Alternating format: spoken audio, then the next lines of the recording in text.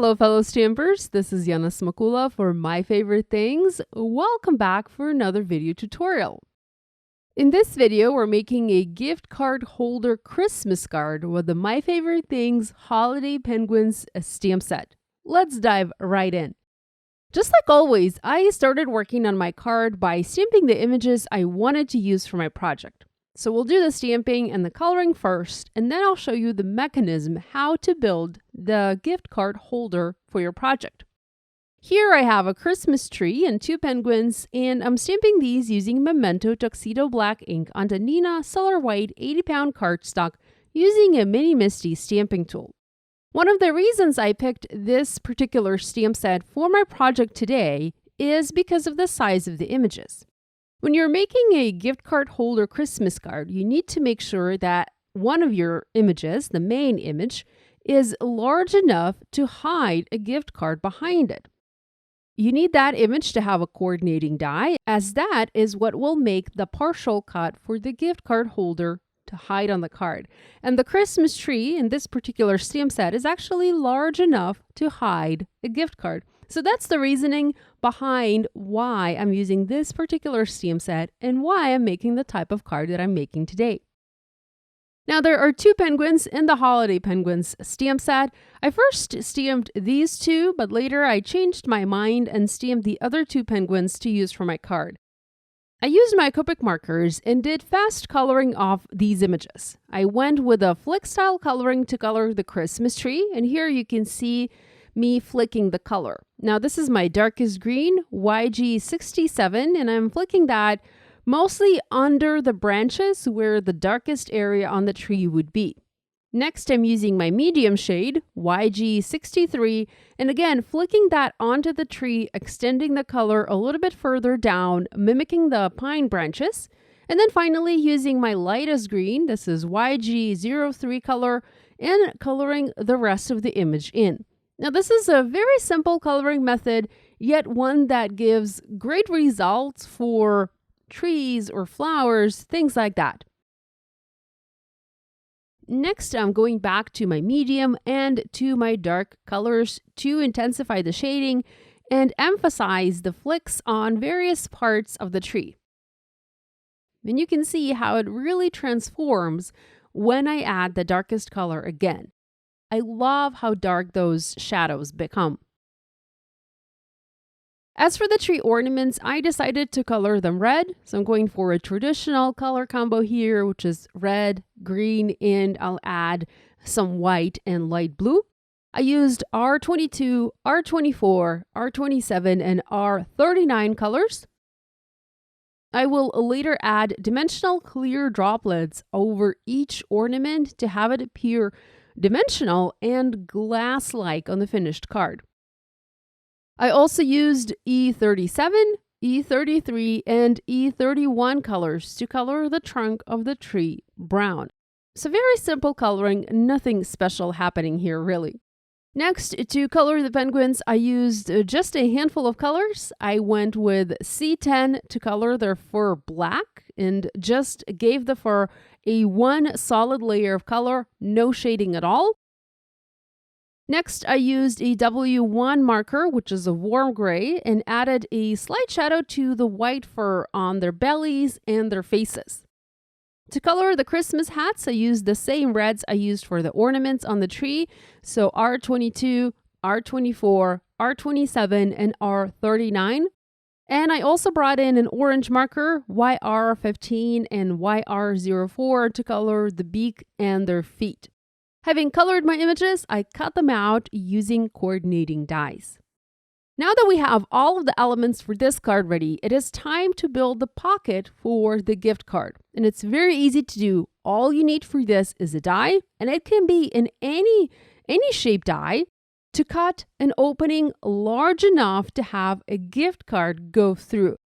The Christmas tree die is of an appropriate size for my gift card, so my plan is to use this die to make a partial cut in my front card panel. Here, I've placed the die on that light blue cardstock panel and taped the die in place using a piece of washi tape to have it stay where I've placed it. I have my die cutting machine on my desk and I'm going to make a partial cut. I will cut just half of the tree out. So I'm not cutting the entire shape out of this panel. I am instead making just a partial cut.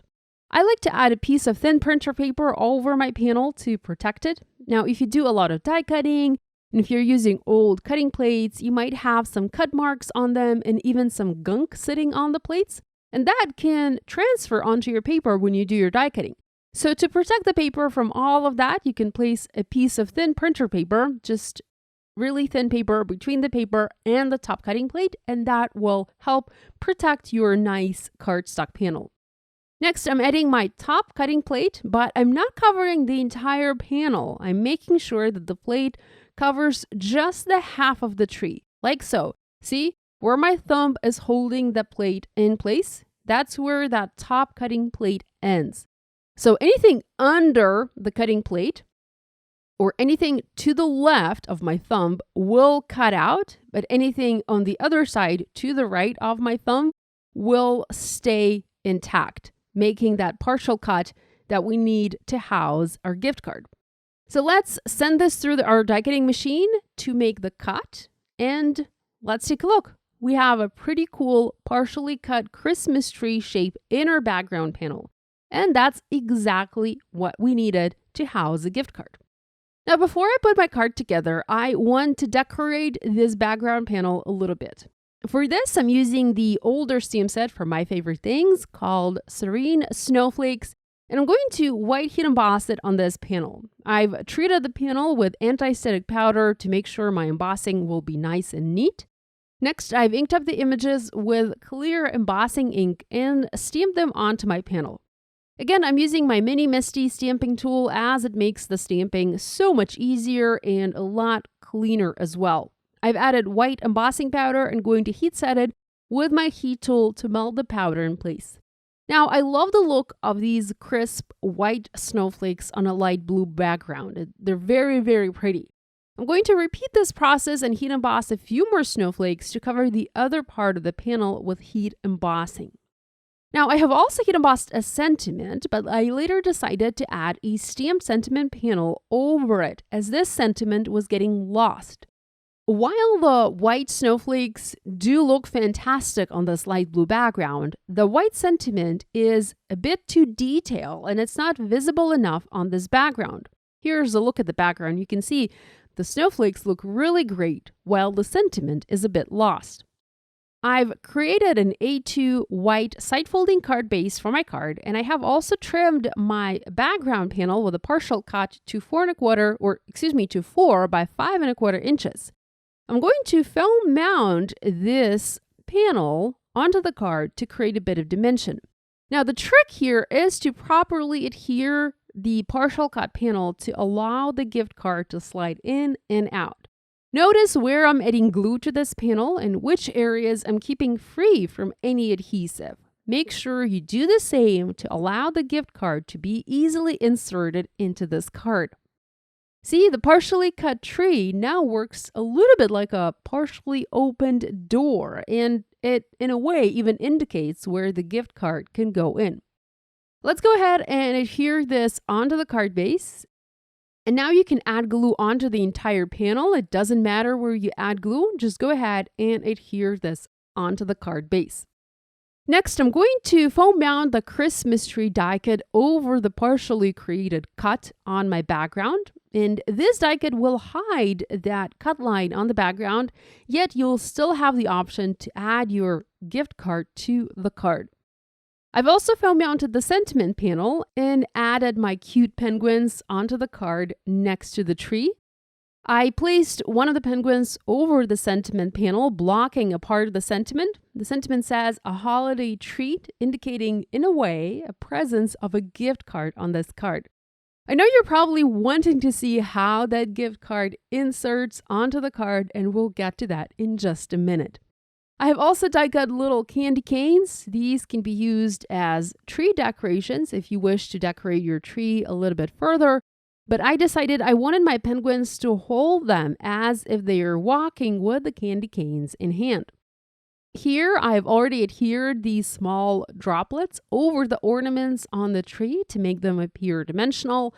And now I'm adding snow dots onto the background in between the snowflakes using a white pen. And our gift card holder Christmas card is ready. I have a gift card from Pandora, and I'm just going to slide it in behind the tree. And here you can see how that looks. Isn't that fun?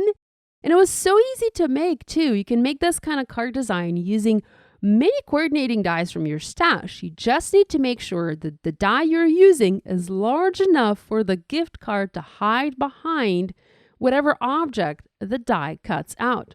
I had a blast making this card, and I hope you picked up a few tips and tricks in my video, and I hope you'll give this idea a go yourself. Thanks for watching, love you guys, and I'll see you next time.